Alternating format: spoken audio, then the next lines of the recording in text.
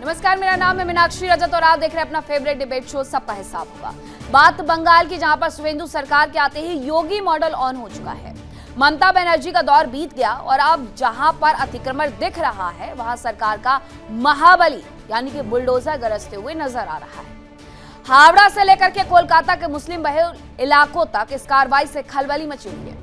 लेकिन इन सब के बीच में शुवेंदु सरकार के मंत्री खुदीराम टूडू के एक बड़े ऐलान ने सियासी पारी को और सातवें आसमान पर पहुंचा दिया है। शुवेंदु सरकार के मंत्री खुदीराम टूडू ने क्या ऐलान किया है, आपको सबसे पहले वो बताती हूं जिसकी वजह से वो सुर्खियां बटोर रहे हैं। शुवेंदु सरकार के मंत्री हैं खुदीराम टूडू।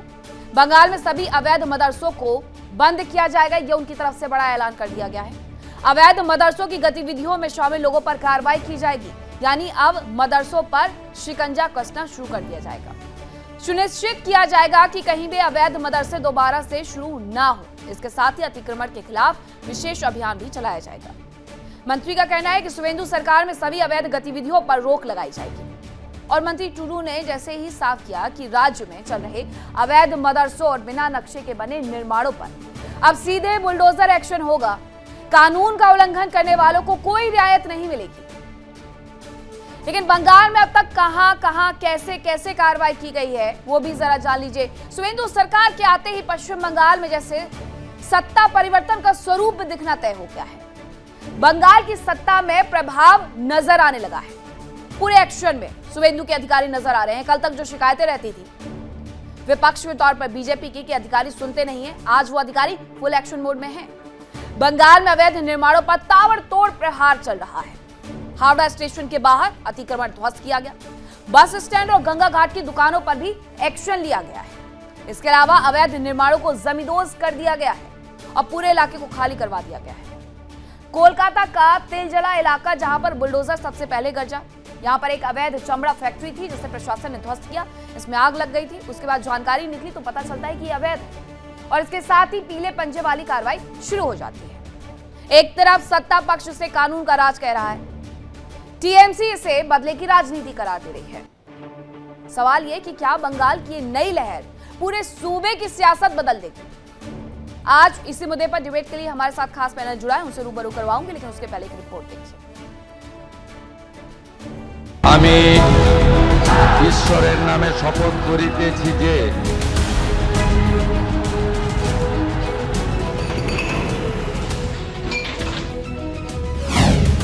बंगाल में शुरू बदलाव, मुस्लिम इलाकों में तनाव।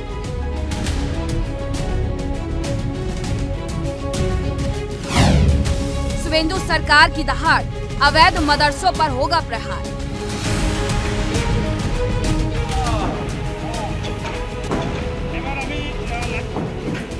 যারাই এই সরকারি জমি যারা অকুপাই করে আছে সমস্ত কিছু আমরা খালি করাবো এবং সে বুলডোজার দিয়ে बंगाल में महाबली, मुस्लिम मोहल्ले में खलबली। आप अवैध मदरसे की बात कर दी, अवैध जितने भी धार्मिक स्थल आप तो सब गिरा दीजिए। स्पेशली मुसलमानों को टारगेट करना इनकी सांप्रदायिक राजनीति को शो करता है।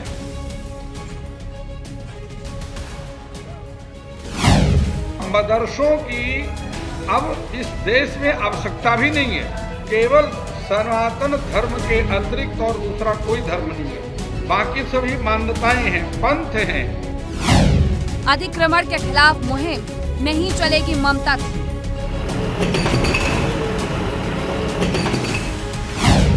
एक्शन में अधिकारी, भाईजान में आक्रोश भारी। अवैध मदरसा जमींदोज, बंगाल में एक्शन का नया dose.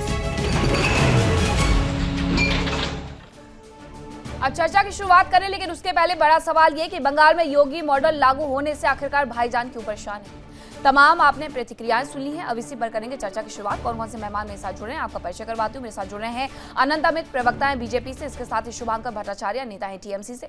Doctor HS. Rawat, Hindu धर्मगुरु हैं। मौलाना साजिद रशीदी, अध्यक्ष हैं अखिल भारतीय इमाम एसोसिएशन के। और डॉक्टर सुनील कौशिक, वरिष्ठ पत्रकार, हमारे साथ जुड़ रहे हैं। सबसे पहले डॉक्टर सुनील कौशिक, वरिष्ठ पत्रकार के तौर पर जरा आप ये बताइएगा कि अभी जो पश्चिम बंगाल में स्थिति बदली है उसका आकलन किस तरीके से किया जाए?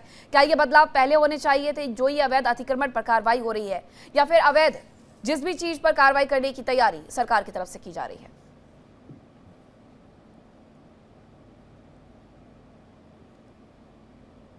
डॉक्टर सुनील कौशिक, आप ही से मेरा सवाल है, आपको आवाज मिल रही है मेरी? जी जी, सुन नहीं पाया, दोबारा बताएंगे। जी डॉक्टर सुनील कौशिक जी, मैं ये पूछ रही हूँ कि ये जो बदलाव अब देखने को मिल रहा है, अतिक्रमण पर अब जो कार्रवाई हो रही है, क्या ये अतिक्रमण पर कार्रवाई पूर्व की सरकारों को नहीं करनी चाहिए थी? पश्चिम बंगाल में अच्छा खासा अवैध अतिक्रमण नजर आता है।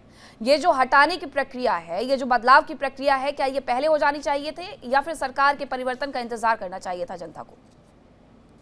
नहीं मीनाक्षी, निश्चित तौर से मुझे लगता है कि समय रहते यदि ऐसी कार्रवाइयां सरकारें कर देती हैं तो विशेष परिस्थितियों से गुजरना नहीं पड़ता। जो वहां कार्रवाई हुई, हमने देखा होगा कि जब ऐसी घटना, आग लगने की घटना हुई तो 2 लोगों ने जान अपनी गंवा दी। ऐसी कई जगह स्थान है, हम दिल्ली में भी देखेंगे, बड़े शहरों में हम देखेंगे, तो अधिकतर ऐसी परिस्थितियां पाई जाती हैं। हाई कोर्ट ने दिशा निर्देश दिया है, हाई कोर्ट ने कहा, हाई कोर्ट उनका पक्ष सुनेगा, फिर दोबारा निर्णय लेगा। लेकिन हाँ, ये मैं पत्रकार होने के नाते जरूर मैं ये मानता हूँ कि तमाम देश में ऐसी घटनाएं समय रहते हुए कार्रवाई से नहीं होती हैं, और इसलिए समय रहते कार्रवाई से नहीं होती हैं कि सरकारें भी उस जगह जहां पतली गलियां हैं या ऐसी जगह जहां कब्जा कर रखा है, ऐसी जगह जहां निश्चित तौर से निकलने के लिए जगह नहीं बचती, वहां वोट बैंक की राजनीति देख करके सरकारें निर्णय लेती हैं। ऐसा सब जगह होता है। लेकिन पश्चिम बंगाल में ना कलकत्ता में हम देख रहे हैं, मैं तो कई बार गया हूं, चुनाव के दौरान भी गया हूं और चुनाव के आगे पीछे भी मैं गया हूं। निश्चित तौर से कई ऐसी जगह हैं, कई ऐसे बाजार कलकत्ता में हैं जहां निकलना बहुत मुश्किल होता है। कार-वार तो छोड़िए, आप पैदल निकलना भी बहुत मुश्किल हो जाता है। यदि ऐसी परिस्थितियां हो जाएं कि आग लग जाए, बिल्डिंग गिर जाए, तो बचाव राहत कार्य करना प्रशासन के लिए बहुत मुश्किल होता है। इसलिए राजनीति से ऊपर हटके सारे राजनीतिक दलों को, सारे समुदायों को सरकार के इस निर्णय का स्वागत करना चाहिए और सरकार का सहयोग भी करना चाहिए। लेकिन ये सहयोग तो नजर नहीं आ रहा है कि यहाँ पर दिया जाएगा। अब टीएमसी से मेरा यही सवाल है शुभांकर जी कि ये परिवर्तन क्या एक विशेष समुदाय के लिए हो रहा है या पूरे बंगालियों के लिए हो रहा है? मीनाक्षी जी, मैं तो एक ही चीज जानता हूँ। मैं एक बात समझता हूँ कि बंगाल में बंगाली रहता है, फिर वो बंगाली मुसलमान हो सकता है, बंगाली हिंदू हो सकता है, बंगाली फलार, बंगाली टिमका, सब हो सकता है। लेकिन बंगाल में जो रहने वाला है वो मूलतः उसको बंगाली ही कहते हैं। अब बात यह है कि अगर वहां पे ये तोड़फोड़, तो मैं कहीं ना कहीं सोचता हूँ कि नहीं, सही है, ये हम लोग शायद इस चीज को ना अब डिजर्व करते हैं। यही अब हम लोग का डिजर्व है, क्योंकि कोई विजन तो था नहीं। आजकल हम लोग सरकारें ऐसे ही चुना करते हैं जो तोड़फोड़ की भाषा करेंगे, जो मारपीट की भाषा कहेंगे, जो मारकाट की इधर से वो कर रहे हैं। ये सही है, ऐसा होना भी चाहिए और यही देखने के लिए बचा भी है। और जहां तक है, अब नौकरियां बची नहीं है, कोई चीज कर नहीं सकते पूरे देश में। आज तक एक ठीक से एक इलेक्शन छोड़ दीजिए साहब, इलेक्शन की तो उम्मीद भी नहीं करते, कम से कम एग्जामिनेशन ही करा दिए होते ठीक से, वो तक करा नहीं सकते। तो कुछ तो करना होगा ना, कुछ तो करना होगा। तो जब तक सांप्रदायिकता नहीं फैलेगी, जब तक सांप्रदायिक दंगे नहीं होंगे, जब तक तोड़फोड़ की राजनीति नहीं होगी, जब तक आप लोगों को सिर्फ ये नहीं बताएंगे खुश रहिए क्योंकि कोई एक और वर्ग दब रहा है, बड़ा मजा आएगा, देखो उसको देखो, अगर किसी को टूटते देख हम लोग ज्यादा आनंदित होते हैं। तो ये बंगाल जो है, शायद यही चीज जो है बंगाल की किस्मत में था और वो बंगाल इस समय देख रहा है। और वहां पे जिस प्रकार से जो ये होने की, जब मुख्यमंत्री खुद आके बता ही दिया, उन्होंने जीतते ही एक भाषा बोल दी थी कि साहब जिस वर्ग ने मुझे जिताया मैं सिर्फ उनका काम करता हूं। और अभी आपने अपने रिपोर्ट में भी दिखा दी, उन्होंने कहा कि मदरसों की जरूरत ही नहीं है, ये सब की तालीम की कोई बात ही नहीं आती, सिर्फ देश में एक तालीम है और वो है सनातन की तालीम है, बाकी सब खत्म हो जाना चाहिए, बंद कर देना चाहिए। किसने कहा ये? तो बाकी तो भाषा तो इसमें और बोलने का रह क्या गया? किसने कहा? बात ही खत्म हो गई है। शुभांकर जी, किसने कहा ये, जरा ये बता दीजिएगा मुझे। हाँ जी, किसने कहा ये? अरे हार का नशा अभी उतरा नहीं है क्या? आपके रिपोर्ट नहीं, वो मुझे पता है, रिपोर्ट में जानना चाहती हूँ, आप मंत्री का नाम लें और मुझे बताएं कि क्या मंत्रियों के बयान। सर मुझे ये बताइए, मैंने ही रिपोर्ट पढ़ी है, आप मुझे क्या बताएंगे? आप मुझे ये बताइए कि किसी भी मंत्री का जो बयान है, क्या वो सरकार का बयान हो जाता है? मैं तो ये बात करूं तो खंडन भी तो कोई नहीं करता। हाँ। आपने किसी को खंडन करते सुना? हाँ। आप किसी को निंदा करते सुनते हैं कि नहीं भाई ये भाषा नहीं होनी चाहिए? आपकी सरकार हम बंगाल में आज थे, सरकार लेके बंगाल में हर बंगाली जो है सरकार वो में हमारा मंत्री दायित्व थे है, हम तो ये अखिल ना गिरी। कहेंगे। सुनिए, आपकी सरकार में मंत्री थे अखिल गिरी, जिन्होंने एक बयान दिया था कि बंगाल में राम राज्य की स्थापना हम नहीं होने देंगे। तो क्या ये आपकी सरकार का बयान था? खंडन किया गया था।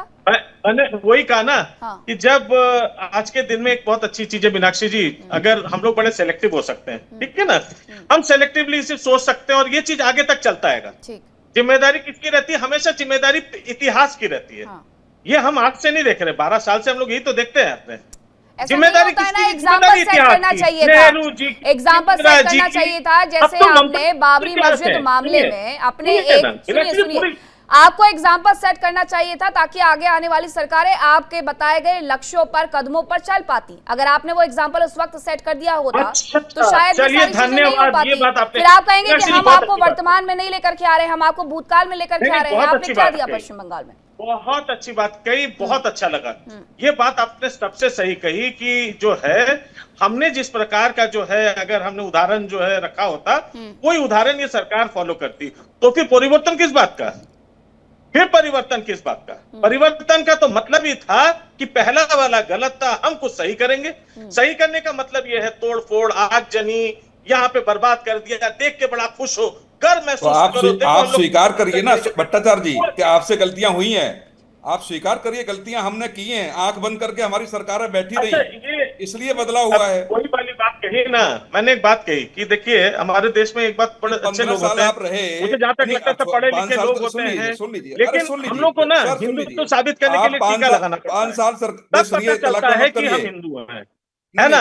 अभी पीछे से हटा दीजिए और दूसरे वर्ग को दबाना बंद करिए तो हिंदू नहीं समझ में आएगा, तो हिंदू नहीं समझ में आएगा, तब तक हिंदू नहीं समझ में आता है। तो इसलिए पहले तो अपने काम, धाम, ढंग और सोच ठीक वहाँ मुसलमान भी मूछा रख लेते हैं, तो सब दिखेगा।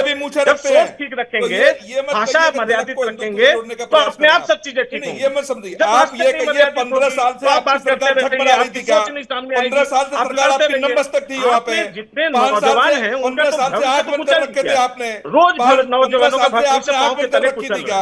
ये आप नहीं कहेंगे, नहीं आप ये कहेंगे बस हमने नहीं किया तो कोई भी नहीं करेगा।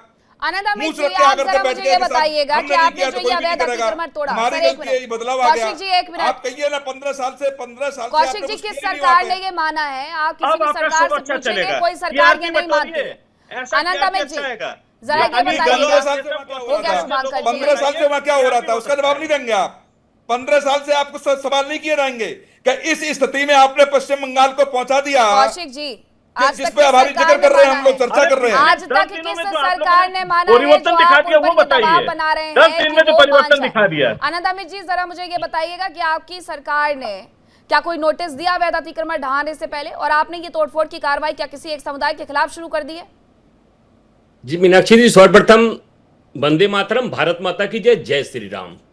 देखिए विगत अभी सिर्फ आज 8वां दिन है हमारी सरकार के वहां पे स्थापित हुए, और विगत 15 वर्षों से ममता दीदी की सरकार थी, उससे पहले 34 साल वामपंथ की सरकार थी, 30 साल कांग्रेस की सरकार थी, और जिस तरीके से 8 दिन की कार्रवाई के बाद बंगाल में जो ऑपरेशन सफाई का जो अभियान चल रहा है ये निरंतर जारी रहेगा। हमने अपने संदेश में, अपने मैनिफेस्टो में, अपने संकल्प पत्र में कहा था कि प्रदेश का एक भी अवैध मदरसा जिसकी संख्या अभी तक लगभग 700 के आसपास है, जो कि जिहादी और आतंकवाद की खेती चलाने वाले ऐसे अवैध मदरसों का पश्चिम बंगाल में रहने का कोई भी वैध उचित अवसर नहीं है। और रूल ऑफ लॉ भारत संविधान से चलता है, संविधान के तहत एक भी मदरसे को रहने नहीं दिया जाएगा, और इसके लिए सरकार को जो भी जोखिम उठाना पड़ेगा उसके लिए हम तैयार हैं।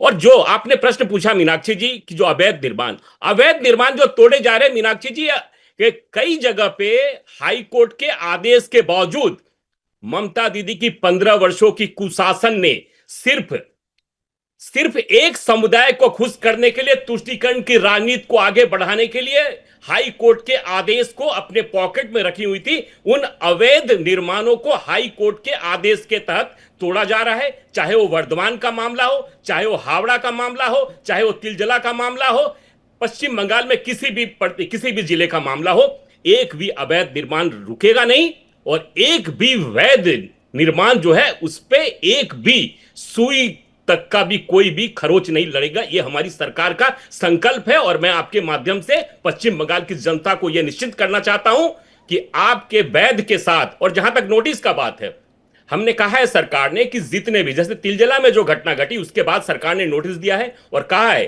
कि आपके पास वैध पत्र हैं, आपके पास सारे कागजात हैं, आप लेकर आइए और जमा कराइए, उसकी जांच होगी। लेकिन आपने विशेष तौर पर से मदरसे का जिक्र क्यों किया? लोगों को नहीं, हम तो मदरसे के साथ साथ हम अभी एक मार्केट है, हाँ। मीनाक्षी जी, जिस मार्केट का नाम है अवैध रोहिंग्या मार्केट है वर्धमान में, वहां पे भी बुलडोजर चल रहा है। और बार बार बुलडोजर की बात जो मीनाक्षी जी कर रहे हैं, बुलडोजर से अगर कोई नई तकनीक आई है तो वो भी हमारे मित्र लोग बता दें, उस तकनीक का भी इस्तेमाल किया जाएगा, क्योंकि पश्चिम बंगाल के जो अवैध निर्माण है वो हाथों से इतनी जल्दी सफाई नहीं हो सकता है, इसीलिए बुलडोजर चल रहा है। और बुलडोजर से कोई नई तकनीक आएगी तो उसका भी इस्तेमाल किया जाएगा, क्योंकि पश्चिम बंगाल की जनता जो करा रही थी, जो तरा रही थी, जो परेशान है, उस परेशानी को दूर करने के लिए हम अतिशीघ्र चाहते हैं कि अवैध निर्माण पे से बुलडोजर चले और जल्दी से जल्दी। नहीं रहा है, ऐसा लग रहा है कि आप विशेष तौर पर सिर्फ और सिर्फ एक समुदाय को निशाना बना रहे हैं, और यही इस पूरी डिबेट का मुद्दा है। मौलाना साजिद रशीदी जी, नहीं, आपको ऐसा क्यों लग रहा है कि मुसलमानों के खिलाफ ही कार्रवाई चल रही है? आपको क्यों लग रहा है ऐसा? और आप ये डिबेट इस पर क्यों करना चाहते हैं कि मुसलमानों के खिलाफ कार्रवाई है, इसलिए डिबेट कर रहे हैं? हाँ, क्यों? ऐसा नहीं होना चाहिए। अभी ये तो आपने बनाया ना। आपने सुना ना शुभांकर जी ने क्या कहा, बयान का ही तो जिक्र किया, उसी मेरी बात को बात मैंने सुनो। दोहराया, मैंने थोड़ी मेरी बयान बात दिया है सुनो। बीजेपी सरकार। मेरी बात सुनो, मेरी बात सुनो। बोलिए। देखिए, अवैध निर्माण कहीं भी हो, किसी का भी हो, टूटना चाहिए। और पहली सरकारों ने जिस तरह से मुसलमानों को फ्री हैंड दिया और मुसलमान ने जो चाहे किया, उसका अंत तो होना है और होना चाहिए। क्यों आदमी किसी की जमीन पर कब्जा करे, क्यों गलत जगह बैठे, क्यों अतिक्रमण करे? ये तो सही बात है, बिल्कुल होना चाहिए। हम योगी जी की सराहना इसीलिए करते हैं। लेकिन एक चीज मुझे बताइए, ये भारतीय जनता पार्टी के प्रवक्ता बैठे हैं, हालांकि मैंने भी वोट किया है अभी दिल्ली में भारतीय जनता पार्टी को। शुवेंदु अधिकारी के दो बयान में बताता हूं आपको। एक बयान तो ये है, जब वो जीते थे, मुख्यमंत्री नहीं बने थे, कि साहब जिन्होंने मुझे वोट दिया मैं उनका काम करूंगा। नंबर एक, मुख्यमंत्री बनने के बाद वो एक जगह पहुंचे, कुछ मुस्लिम औरतों ने उनसे कोई मांग रखी, उन्होंने कहा कि पहले धर्म परिवर्तन कर लो, फिर तुम्हारे काम होंगे। मैं सिर्फ इस बात पर बात करना चाहता हूं कि क्या एक मुख्यमंत्री जो शपथ लेता है, वो कहता है मैं धर्मनिरपेक्ष रहूंगा, वो कहता है मैं सबको साथ लेकर चलूंगा, क्या ये बयान संवैधानिक बयान है? ये इतना उल जलूल बयान मौलाना है, साहब, इतना आप उनके बयान को तोड़ मरोड़ के पेश मत करिए। उन्होंने ये कहा कि आप घर वापसी करिए, हम तो आपसे भी निवेदन करते हैं कि आप भी घर वापसी करिए। आप अपने नहीं, आपके बीच में आपको बताना होगा ना, बीच बीच में बोला आपको कि ज्ञान आपके देना बीच में। पड़ेगा। मौलाना साहब, अरे मैं बोला कि आपके बीच में नहीं, मुझे आप बोलने दो ना यार, ये नहीं, क्या नहीं, तरीका आप हुआ? गलत बोल रहे हैं। मैं गलत नहीं बोल रहा जब था, आप आपका गलत नंबर आएगा बोलिएगा। नहीं बोलूंगा, ऐसे नहीं लेकिन बोलते। आपको करेक्ट भी करता जाऊंगा ना, क्यों आपको correct मैं करोगे? करेक्ट करता आप कौन जाऊंगा। होते हो correct करने वाले? आपसे मेरे को अरे correct आप गलत करके बोलोगे तो मैं, रखूंगा आप नेशनल मीडिया मैं में बैठ के बिल्कुल झूठ कैसे बोलेंगे? आप एक संवैधानिक पद पे बैठा हुआ आप रूल ही मुख्यमंत्री नहीं पता कैसे डिबेट का, बातें कहेंगे? आपको डिबेट का रूल ही नहीं पता है। नहीं तो आप ऐसे नहीं सिखा डिबेट होती। दीजिए, आप सिखा जब दीजिए। आपका नंबर आएगा तब जवाब दीजिएगा। नहीं तो आप ऐसे हमें डिबेट बता नहीं दीजिए, होती। सिखा दीजिए। मौलाना साहब, आप तो दिन भर डिबेट ही करते अरे रहते तो हैं। आप ही बोल लो यार, आप ही बोल लो नहीं, सारा। आप डिबेट करिए, डिबेट में तो आप तो तर्क मुझे सही यहाँ नहीं होगा बोलने ही दे रहे ना। हैं, मेरी मॉब लिंचिंग कर रहे हैं आप यहाँ। नहीं टीवी पर बैठकर मॉब मॉब लिंचिंग कर रहे हैं। मॉब लिंचिंग कैसे कर सकते हैं आप? तो बोलने आप- दो ना मेरे भाई, क्या जबान में नहीं, कीड़ा है आप आपको? बोलिए, बोलने दो लेकिन मुझे। गलत बात मत बोलिए। बोलिए लेकिन गलत मत बोलिए। अरे जब आपका नंबर आएगा आप बताइए कि आपने ये गलत कहा है, ये गलत कहा है। आपने तो बीच में भारतीय क्यों घुस रहे जनता हैं आप? भारतीय जनता पार्टी की मीनाक्षी आपने जी, क्या है तारीफ- तरीका है डिबेट का भाई? मैं नहीं कर नहीं, पाऊंगा ऐसे डिबेट। मौलाना साहब मैं ऐसी बात नाराज नहीं कर मत पाऊंगा, होइए, sorry। नाराज मत होइए। अभी तो डिबेट अभी 40 मिनट और चलना है, अभी तो प्रारंभ भी हुआ है, शुरुआत है। चलिए बोलिए। मुझे लड़ाई की आदत नहीं ना, मैं लड़ाई करना चाहता आपसे। मैं नहीं, एक वो आप- बात बोल रहा हूँ, आप उसको धैर्य से अच्छा सुनिए। ठीक है, मैंने भी काउंटर सुना कर आपको, लीजिएगा। वो आप कर भी नहीं सकते। मैंने सबको सुना है, चुपचाप बैठकर सुना है। जब आपका नंबर आ जाएगा जवाब दे दीजिएगा। मौलाना साहब, मैं उस पे फिर कोई बीच आपको में बोल, मौलाना साहब आप गलत ये बोल बात रहे नहीं हो हैं। यार, समझ में ही नहीं आ रहा है आपको। मौलाना साहब आप गलत बोल रहे हैं। आप लड़ाई हमसे कर भी नहीं सकते हैं, आप लड़ाई हमसे कर भी नहीं सकते अच्छा हैं। आनंद, हमें जी एक एक मीनाक्षी करके जी बात इन्हीं कर से लेते बुलवा हैं, लीजिए, एक एक करके बात कर इन्हीं से लेते बुलवा हैं। लीजिए। इनको टीवी पे बोलने का ज्यादा शौक है, मैं तो दिन भर बोल के थक भी गया। 10 चैनल पे बैठा हूँ आज, इनसे बुलवा लीजिए, इनको शौक तो ज्यादा आप चल रहा है। इसलिए चाह रहे हैं कि आपको जी। अकेले बोले दिया जाए। अन्यथा में जी काउंटर करने का मौका दे लूंगी। नहीं, बोलिए। सवाल ये है, आदमी बोलने तो दे भाई, मैं ठीक है, सबको बोलिए, चुपचाप बोलिए। बैठे हुए सुन रहा हूँ। जी आदमी बोलिए। बोलना तो जब आपको जो बात मेरी बुरी लगेगी, जब आपका नंबर आएगा दे दीजिएगा जवाब, मैं कब मना कर रहा हूँ। ठीक है मौलाना साहब मैं बोलिए। सिर्फ ये कहना चाहता हूँ, सूबे के स्टेट के मुख्यमंत्री को जो शपथ लेता है कि भाई मैं धर्मनिरपेक्ष रहूंगा, मैं किसी के साथ भेदभाव नहीं करूंगा, उसको इस तरह की भाषा का इस्तेमाल नहीं करना चाहिए। आप कानूनी कार्रवाई कीजिए, कड़ी से कड़ी कीजिए, हम कब मना करते हैं। अतिक्रमण को हटाइए, जो अवैध मदरसे हैं उनको भी तोड़िए आप।